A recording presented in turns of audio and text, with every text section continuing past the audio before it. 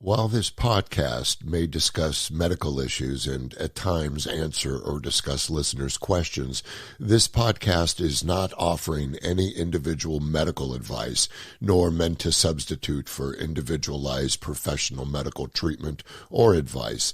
So please remember that all content is for informational purposes only.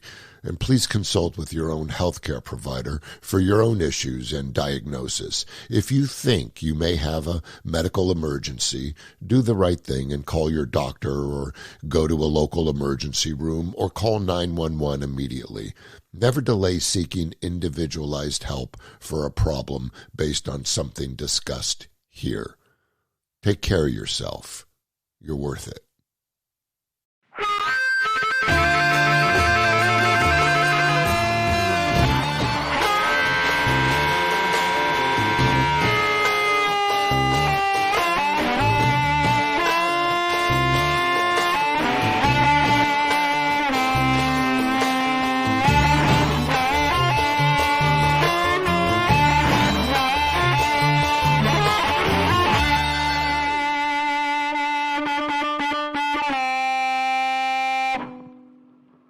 Hi, everybody.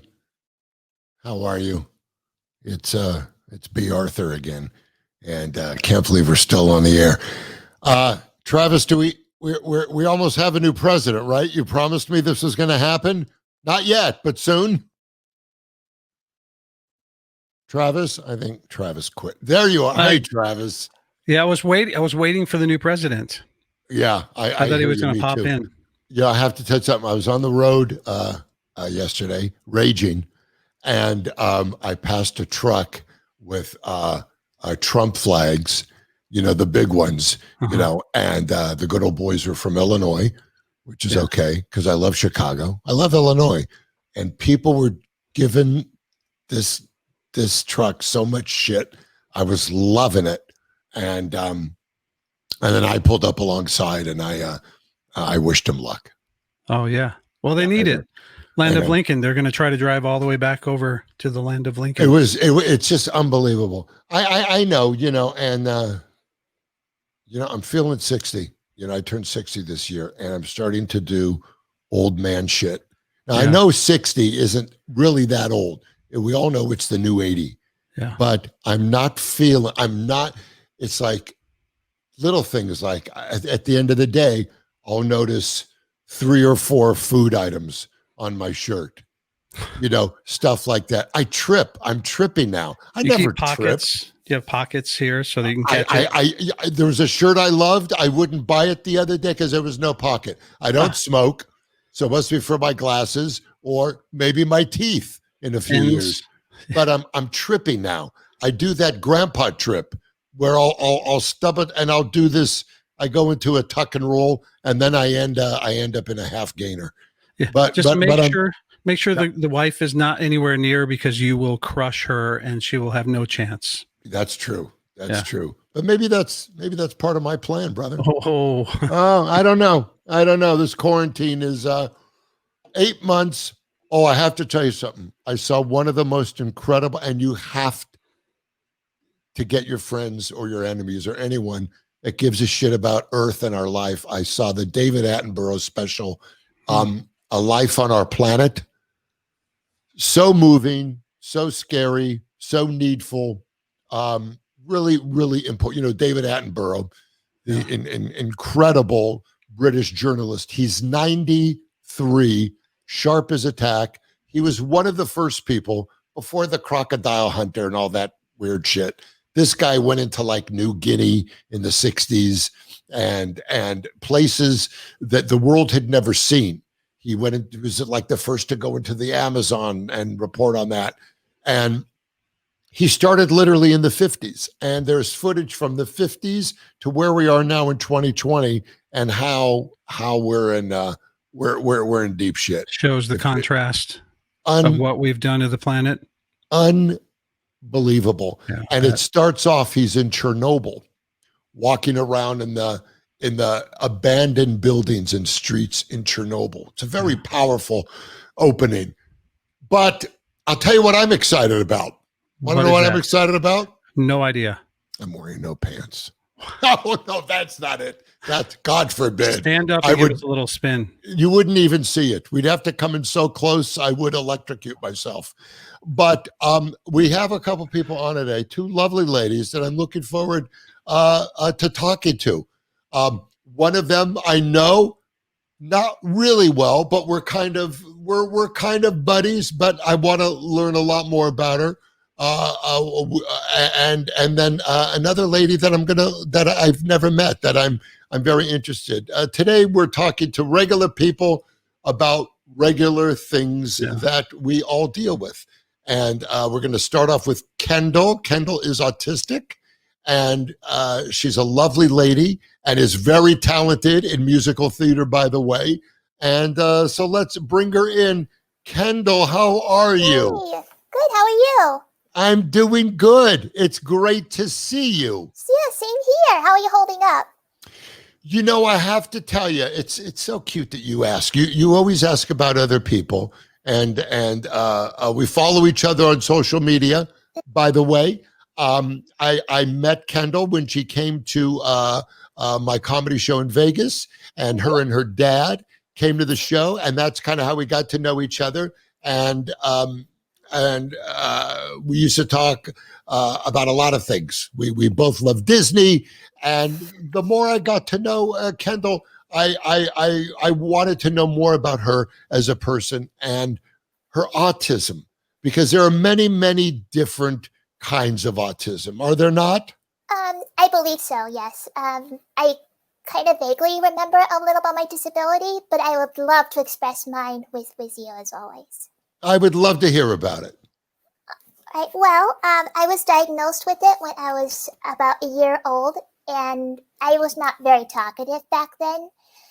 And I'm a very shy person when I was little, and I just not like a people type of person. And now I'm just like starting to bloom up, and I don't know. I just love to explore more things, especially with other people and the environment. So that's where are you getting that newfound courage, Kendyl? That sounds like you started very shy, and what I know about you, you're very talkative, and you're very social, and you're interested in people and the arts. What turned that around for you? Well, I would probably think I just like to explore like politics and other mental health wellness, like to encourage people to get help and to express what they're feeling, especially during the pandemic. And that's nice. So you're always there for other people. How do you deal with? Do you suffer from depression? Yes, and also anxiety. And okay. Like once in a while, if I had like one of those up and down moods, I get a little cranky and a little impatient sometimes. And yes. yeah, like when I get like a little impatient and kind of short with other people, it's probably because of the hormones or something. Sure. But yeah, so I would probably say like I'm just feeling like I'm a little something going on, and I would just probably like just walk away or take deep breaths. And so that's how you deal. You decompress, you take deep breaths, you walk away from people. I've spent most of my life walking away from people. That's good. So sometimes you'd have to. And now I notice that most of them are walking away from me. But so it seems like you have tools. It seems like you have things that help you. Tell me about your friends. Do you have friends that are autistic? Do you have friends that are not? Who do you hang out with? Well, I do have some friends that are not autistic, which is kind of good, but and some that are not with disabilities. So I kind of hang out with mixed people with disabilities and without. And currently, I'm in Special Olympics, and I've been doing tell us about that. Tell us about that. Well, I started like about 16 years ago, and I do 3 sports right now we're doing like virtual bowling because of the pandemic. Sure. And I also do like basketball and track and field. Wow. Yeah. Good So for yeah. you. Thank you. What's your favorite? Oh gosh. I would probably say basketball, but I know I'm not very athletic per se, but I do like to inspire people with disabilities and without try to get them to exercise and keep motivating. How do you inspire other people that have a disability? You seem to be very in touch with who you are, and I'm sure you have struggles that really no one knows about, and maybe some of it is no one's business. But you seem to have a grounded peace about what you deal with, and how do you help others that are struggling around you with either autism or another disability? How do you do that? Well, I would probably say, like, try not to give up and try to inspire other people, and just don't let autism or any other mental illness fear you for the rest of your life. And just try to keep working hard and be true to yourself, and just try to stay positive and be open up to other people. Don't be afraid to speak up or if something's wrong or something. Are you able to do that? Who do you go to when you need to talk about something or speak up? I do see my therapist once a month, and I've been doing that for 8 years now. And Nice. she's been extremely helpful. And one time I've been having experiencing with other effects like thunderstorms and loud noises. That's one of my biggest struggles with autism. And fortunately, I don't seem to be having a problem with thunderstorms as much anymore. Now it's just with loud noises is still reoccurring to me, but now I just kind of like, just let it go and let it flow and try to move on from it. You're so inspiring. I just love talking to you. Do other people that have autism, are loud noises often an issue? Probably, yeah. So it's a trigger in a way. It creates a lot more anxiety. Okay. Where can I ask what state you live in? I am in Milwaukee, Wisconsin. Okay, so there's a lot of weather out there. You get a lot of storms, right? Yeah, and sometimes snow, but I don't bother snow as much. But so smell doesn't. So the cheese curds in Wisconsin, you're okay with? Yeah, I'm definitely okay with all the snow. cheese curds. Do you like cheese curds? A little bit. I'm not a big fan per se, but I heard they're really, really good though. I have a great idea. What? If there's a thunderstorm, take the cheese curds, put them in your ears. It's just an idea. And if if you have an issue with smell, you put the cheese curds in the nose. That's not a problem. I definitely love your humor, by the way. It just kind of helps with my mental health with it, and laughter is the best medicine, though. Laughter is, and I was at my therapist the other day, and I've been going a long time, since I was 9. So that's 78 years. Good for you, man. Thank you. And but she keeps moving. I think she's trying to avoid me. Every time I show up for my session, there's a sign on the door: "Gone fishing, leave me alone, figure it out yourself." After 40 years of therapy, but I think it's so important. And I love how you talk about that. People that are not familiar with autism, people that don't know really what it is, what can you tell them about? Yeah, please. What I can tell you about autism, it's not a big of a deal, I would say, but most people are offended by it because of their weird expressions on their faces, like if somebody's staring at you or like wriggling or wiggling your hands. That's how I did it when I was little, but I don't do that anymore, thank God. Okay. Well, I would probably say, like, just don't be alarmed if anybody's triggering with those effects with that autism, and just try to stay calm and don't be offended, or just be who it's who they are, and they can't really help it. It's amazing what you've had to deal with. I think you're more comfortable in your skin than I am in my skin. I really mean that as it's so wonderful and heartwarming, because it's, I did a Zoom with a class of theater students that were all autistic, all different levels. And it's this theater college in Sacramento, Sacramento, California. They're all theater majors, writers, actors, singers, dancers. It's about 40 people in the class. And it was one of the most moving, exhilarate, because I love to teach. I teach acting on the side.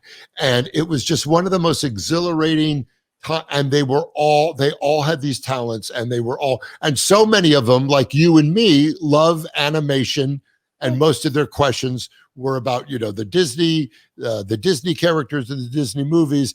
But I think what this world needs is just, and I'm hoping this is coming soon, is a humanity and an empathy for our fellow humans that we could. Yeah. So if you have a message out there, let's end on a great message, because I love this. What can you tell the people out there that are starting to learn about Kendyl and how you deal with things in such an amazing way? And I'm sure you have a side that is not great, as you talked about, right? Like there are times you're irritable and upset, because we're all human. But I can see in your beautiful eyes that you have grasped a truth and a happiness that I think, and a gratefulness. You seem to be grateful. That's very nice of you to say that.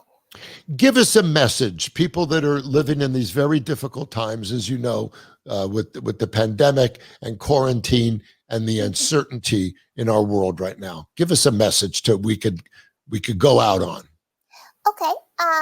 Well, first of all, I don't think you're not alone on this. We're all in this together, and it is very hard for a lot of people who are autistic, who can't deal with changes throughout all of this, with all the cancellations and the events that's been happening that we had for the past few years.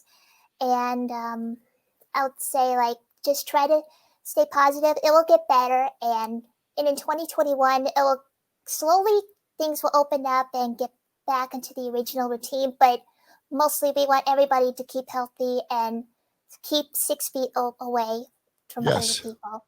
So it is very hard for autistic people to understand, but I kind of truly know a little bit. But I think you do. But some people don't like change, unexpectedly, and they get very upset and offended. But I kind of grew out of it just a little bit, and I would say you're not alone, but we're all suffering during the pandemic, and we will get through this. You just have to stay strong, stay healthy, and be true to yourself, and don't be negative. And wear your masks when we go out. Oh, yeah, and definitely wear your mask. Yes, definitely. Yes. All right. Kendyl, you're the best. I thank you for your friendship and your kindness. And I know and you know what? There's a few people who were on that show I was on, Single Parents. They knew we were talking today. They all send their love to you. Oh, thank you very much. Give them my love for me, too. I will. Say hi to your folks for me. Thank you, Kendyl. I will. Thank you. You're the best. Isn't that incredible? I feel, I feel like such a loser when I talk to someone like that, who has real disabilities and real things going on. And I couldn't find my keys earlier, and I had a tantrum. See, I really gotta work on myself. All right, I am bringing in. Thank you, Kendyl. Travis? Isn't she incredible? Is she remarkable or what?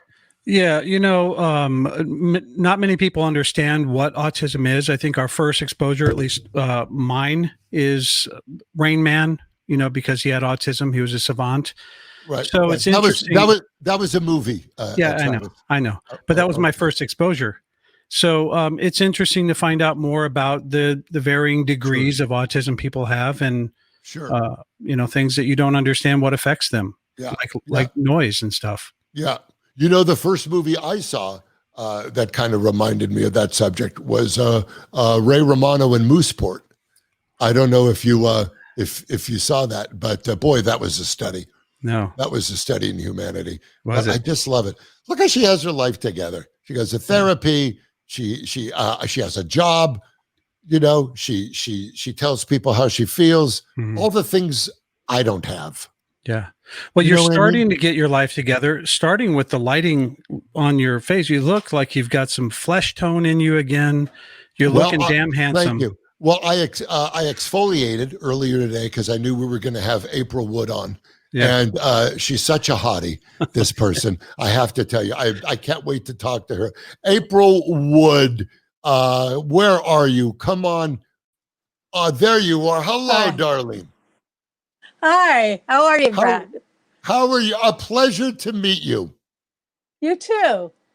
I I want to thank tell you. you, I Please. wanted to tell you that you're just having a podcast where you honestly talk about your depression and bipolar and tell people, what's going on each time. Like, I'm getting new medication.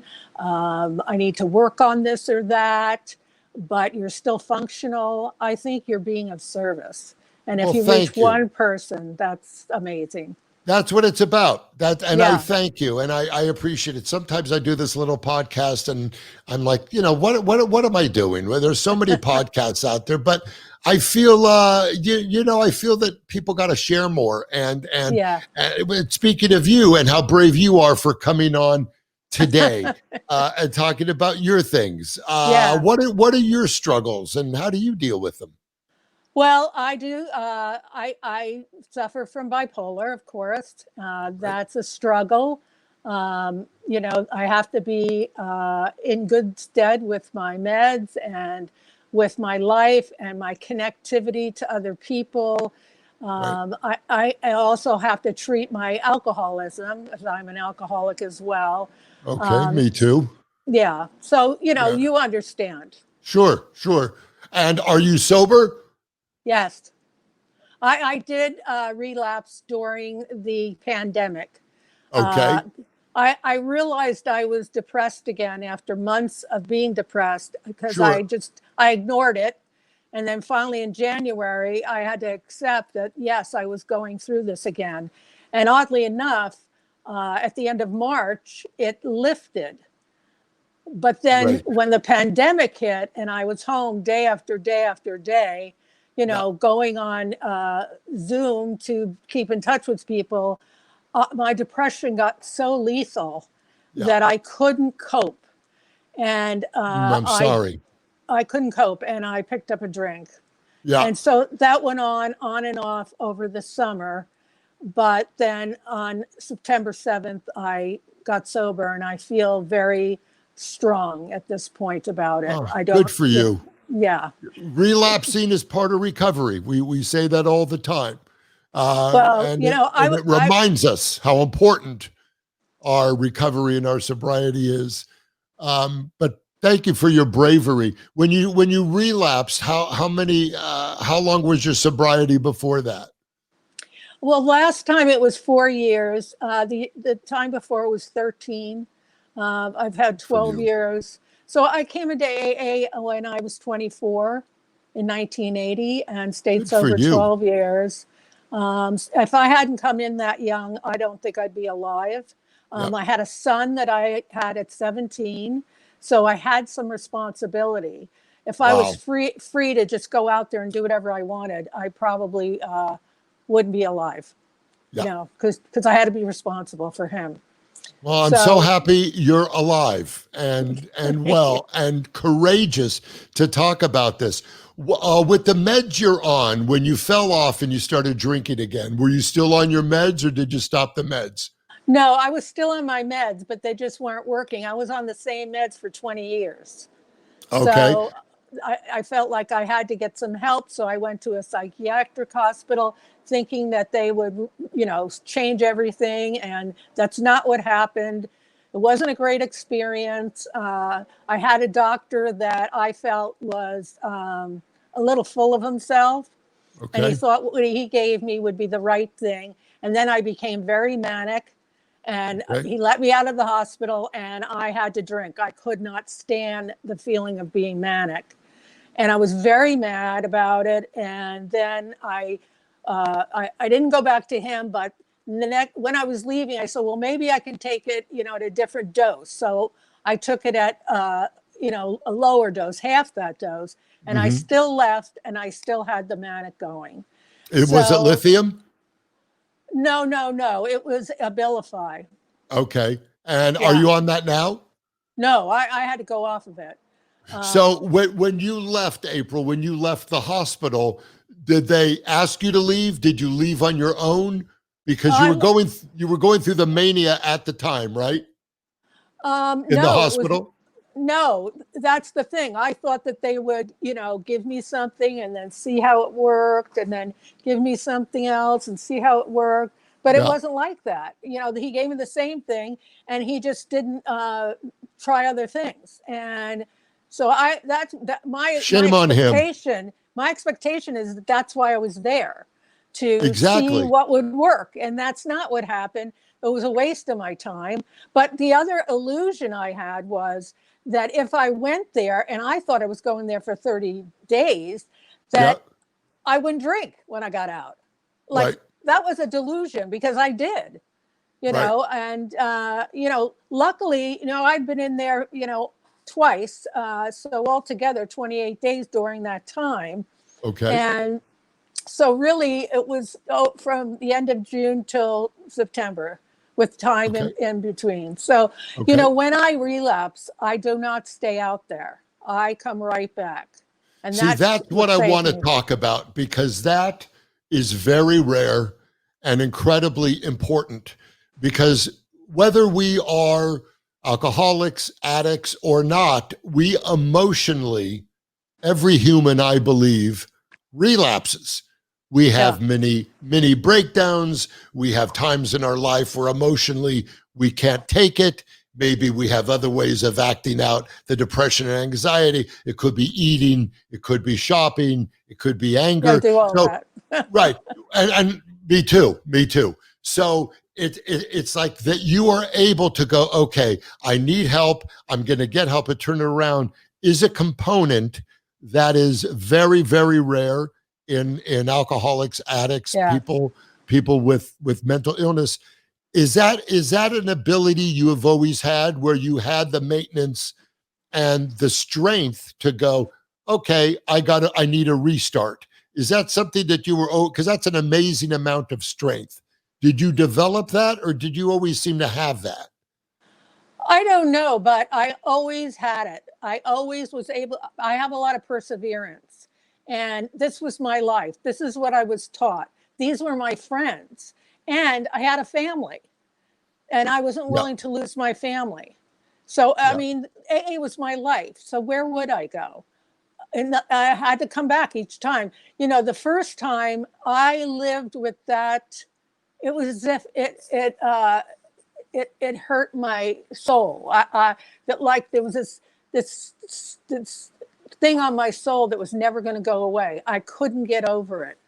I beat myself up over it for like 30, 40 years. I mean, the whole time. And it wasn't the ones after, it was that one.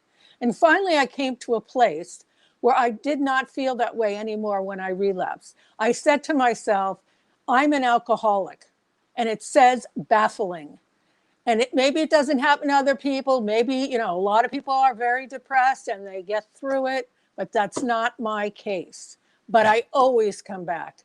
And, it gives hope to people who go out there and need to come back. So that's, Yes. I go up and talk to those people. Those are the people I talk to each day, to encourage them that it doesn't matter, because here we are and we're all the same. It doesn't matter how many years you have, because That's right. it's about today. And I That's know why a it's lot a of day at people, a time. That's why they say a day at a time. It doesn't That's matter right. about the years. It matters about the minutes you have, that's right. because that's all we right. have. How do you talk to people? You're so inspiring. You're so powerful. There's so many people out there, the experts who never lived it. You know, everything they learn is from a book. Someone like yourself who lives it, who's still in it, who do you talk to? Do you talk at meetings? Do you talk to fellow alcoholics? Like, how Yeah, do I you do, reach people? that's how I reach people. Sharing, or speaking, writing. You know, I'll write stuff, but mostly, keeping in connection with people, and just meeting people where they are at the moment, and listening is the greatest skill. And it's not easy for any of us, but to listen, you can find some common ground and then go from there. You meet people where they are. You don't talk down to them. You don't have to have a great can pitch. You just have to be human and reach out to their humanness. And from there, you can start that conversation, because people just want to be heard, and they just want help. They want to be loved. They want to know that they're okay. They want to know they can make it here. And so that's pretty much what I do. But generally for me, I have to say to people, if your whole life is in your head, there's no reason to go outside. That's a great line. Say that again. Say that line again. If your whole life is in your head, there's no reason to go outside. I love that. Yeah. So, and that came out of, it's funny when I say it. People laugh all the time, but it came from real life. It came from that, feelings. I also, in the morning, I have a routine. In the morning, I read something spiritual. I pray and meditate, and then I write. Writing is the greatest tool that I have. Yes, it is. And I can write down all the crap that's in my head, so I have a better beginning. And, anything that comes up, resentment, anything, I can write about that. And it clears the channel for me, because I found that there's a magic between the pen and the paper that never happens between the mind and the mouth. We think we can figure things out, but we can't. I'm not God, so I can't do it alone. And that's the biggest thing, is that you need help. You have to get to that place where you need help, and you reach out to somebody. You're saying, I can't do it alone, because we're powerless over this stuff. How old were you the first time you admitted you needed help, and you asked for it? Do you remember the first time?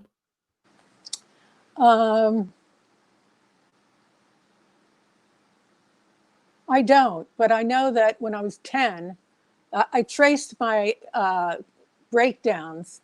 I looked through my whole life, and when I was 10, I actually had a little psychotic break, and I wouldn't speak. I went to this aunt, and where my mother was. Actually, I was trying not to be found, and I went there, and I remember being in a bed, and they would come up to me, and I wouldn't speak. I was out, and so I did something trigger that, April? Was something a trigger to that? The alcoholism that was going on in my house was overbearing, and Who drank in your house growing up? My father. Okay, was he abusive as well? I think he was.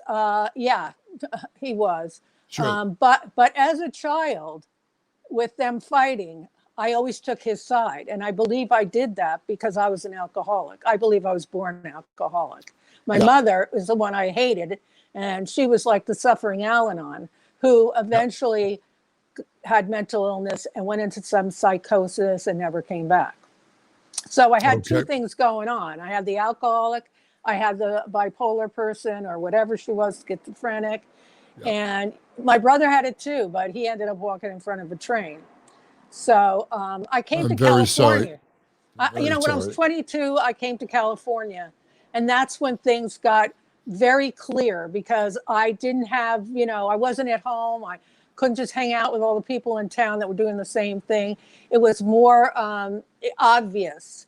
And I ended up going into a church. Actually, I banged on a rectory door, and the priest opened the door, and he slammed it in my face. And I thought, he can't do that. So how old are you? How old are you at this point? 23. So you have a 6-year-old son. Right, right. Okay. And so you go to church for help. I go to the rectory and bang on the Okay. door. Yes. And then finally he Okay. let In a me synagogue, we don't have we have a gift shop.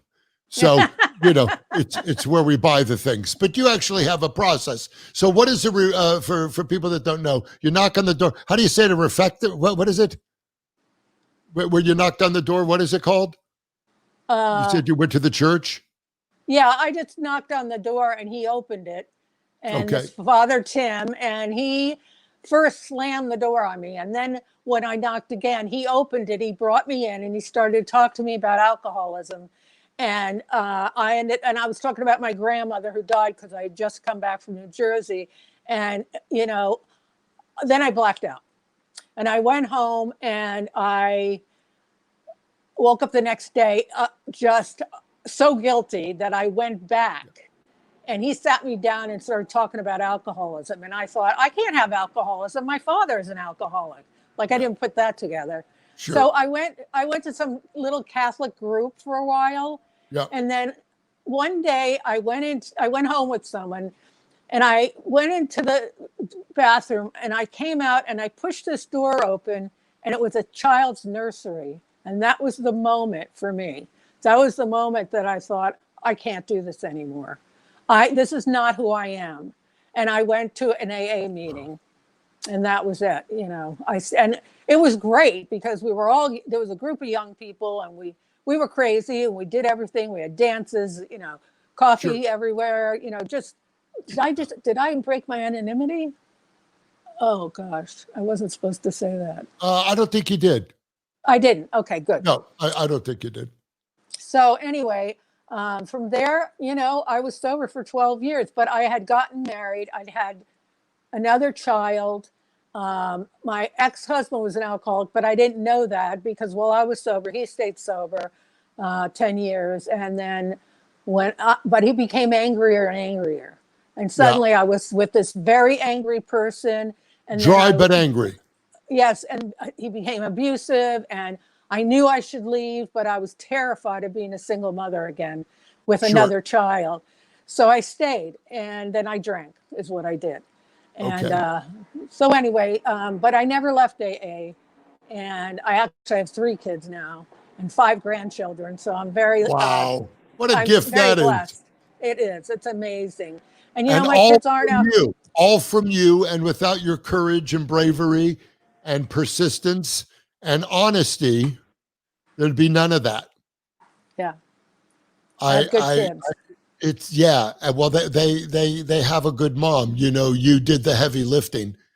Only you could do it. Only you could do it. Yeah. Now, being a mom at 17, wow, that had to add to stuff. Was the father of your son at that time? Were you still together at that young age? Not really. He was a junkie.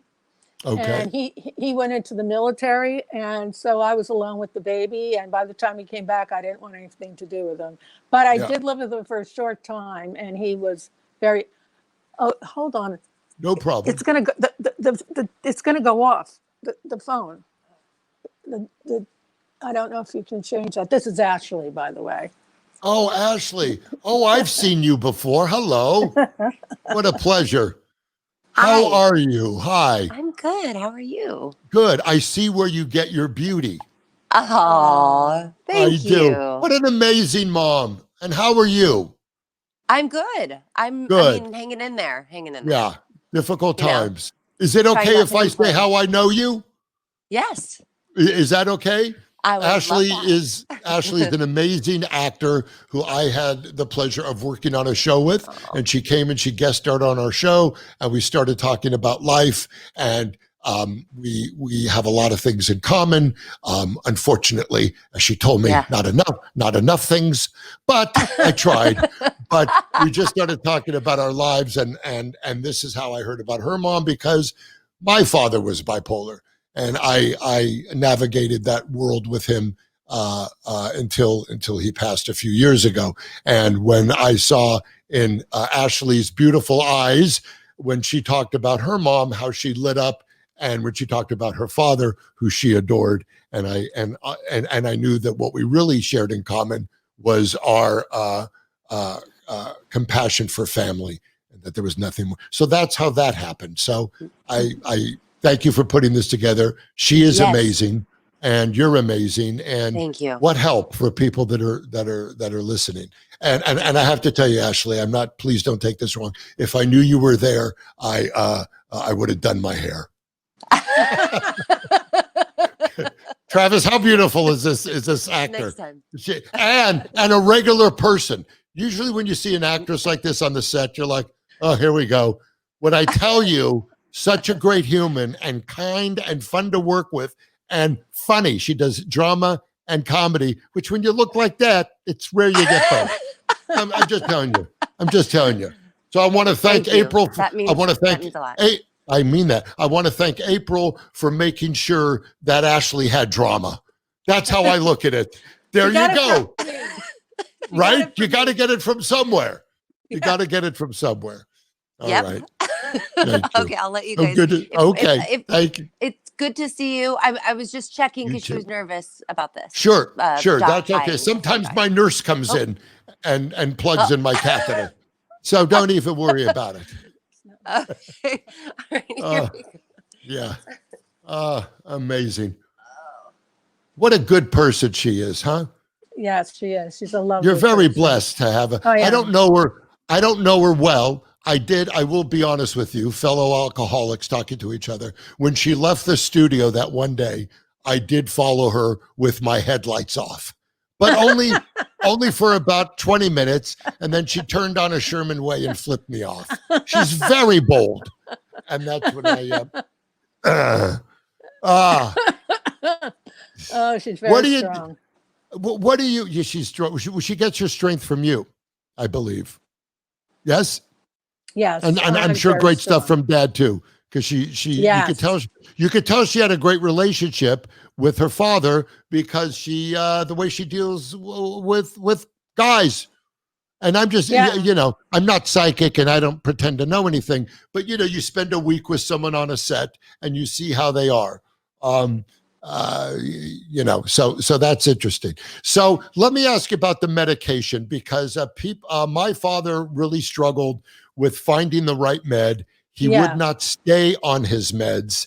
And what many different doctors told me was that bipolarity, like depression, works against you doing the right thing. Does that make sense to you? Absolutely. And what's difficult is you can have one medication for a while and then it stops working. So you become like a guinea pig. And that's where I am right now, trying to find the right thing. Because something could work for somebody and it doesn't work for me. And then mine stops when I was taking Cymbalta for like 20 years. Yeah. It's not that it stops working because that's what I'm taking, but you need to add something. And so then you have to keep trying this and that and this and that till you get the right thing. Well, and so that's hard for people. It is. So you have a doctor you stay up on who monitors the meds. And would you say that the Cymbalta was working well before you relapsed? Oh, it wasn't working in that I was severely depressed. And, I went down, and that's why I thought now they're trying to add something, but, we're trying to get the right thing. And, but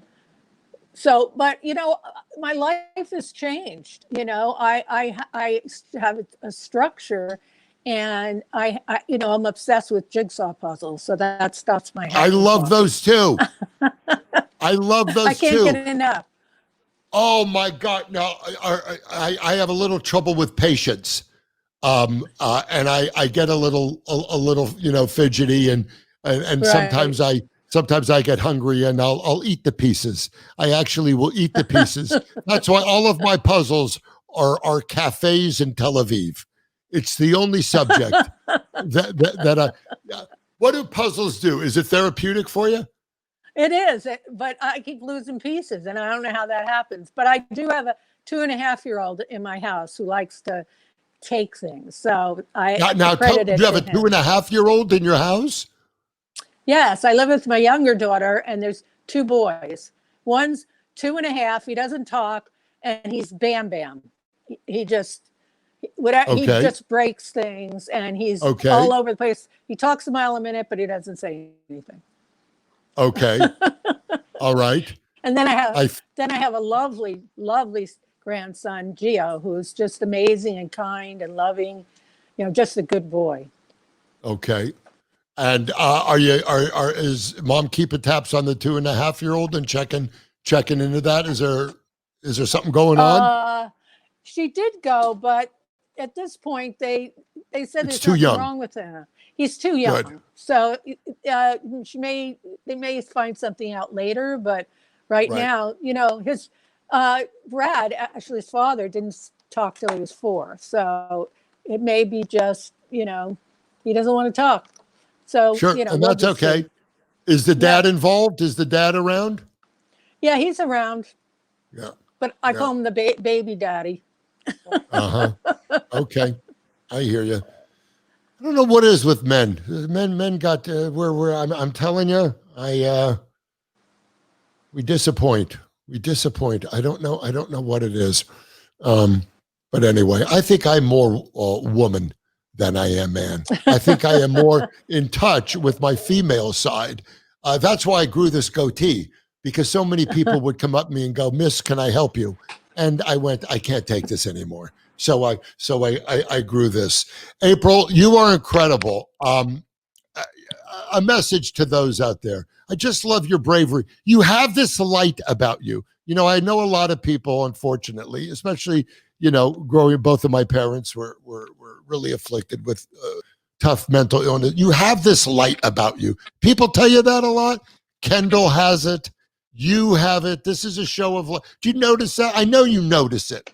And I'm sure people pick up about it, but there's hope in those beautiful eyes. How can you give some hope to folks right now that are struggling? I would say get help and don't give up, because that's the hardest thing. And if you have meds, take them. Don't go off them, because it's not going to help you. It's going to make you worse. And I know a lot of people think they don't want to be on drugs, then they consider that drugs, but it's not. It's just taking care of the serotonin in your head. It's putting something in there to make up for it. So my wish is that people get help, connect with other people, call people, find something to occupy your time. Do you have a place? Most of all, Yeah. be loving. Be loving. I Really love that. all there is. Last question. People that are suffering, if it's not an AA scenario or a drug or alcohol scenario, is there a place where people that are bipolar or having a psychological issue can go for help, regardless of insurance? Do you know of a place or a hotline or a support group for people? Is there such a thing? Yes, there's 12-step programs for about everything. Whether you're living with an alcoholic, you're an overeater, you're a sex addict, you're gambling, there is a 12-step program for everything, and they're all over the country, all over the world. So all you have to do is look it up, the webs, and call your local local phone book, and you can, or even your doctor, and you will be led to one of those. And Okay. that's the only thing that's worked for me. Right. And the key is ask for help. Be honest. We all need help in our lives. We all need help. You got to be able to ask for it, because that's the only way it starts, right? Right. And you have to know that you need help. That's the big thing. You have to really be honest with yourself. And when more than 3 people tell you that you have a problem, they're probably right. Yeah. Yeah. I had 47 people tell me at one point in my life. And of course, I wasn't ready to listen. You got to be ready. Right. You got to be ready. If you're living with someone who is struggling, there is nothing more painful than to watch a loved one struggle. Al-Anon is incredible. I've been in Al-Anon. It is. I've done other things, and therapy. please go to therapy. Yeah. It's Yeah. why, you know, you go to the gym. Therapist. Yeah. Yeah. Yeah. Go ahead. Therapy will therapy will lead you there as well. So that's Yes. good first step. Yeah. Yes, it is. April, I thank you. This has been wonderful. I wish you the best. Okay. I wish you peace, and thank you. And I hope we can catch up in the future. I really, really do. Yes. And I'd if appreciate Ashley's bothering you, I know someone I can get her removed from the house. It's literally a phone call. Okay. Thank you so much. I really appreciate it. My best to you. Thank you. Thank you too. again to Kendyl. And what a great show. Travis, come in. Was it this wonderful? Very enlightening. Yeah, man, she was so candid about what she experiences. Oh my gosh. You know, I think I'm pretty honest. When I listen to like April, I'm like, I'm still a little full of shit. Yeah. There's still, and then I look at Kendyl and I go, I guess I could be a little nicer too. Sure. So, You sure could start there. Okay. All right. Just take it easy. I told you not on camera. We can work everything out in the sauna. Okay. Sorry. Peace. My love to all of you, and you, Travis, and your funny, beautiful wife, Debbie Gutierrez, funny comedian. I hope we open up soon in Vegas. All the performers and artists and frontline workers and essentials out there. We're hitting month number 8 on this pandemic, and it's going to turn around. Go vote, stay kind, ask for help. Thanks, everybody.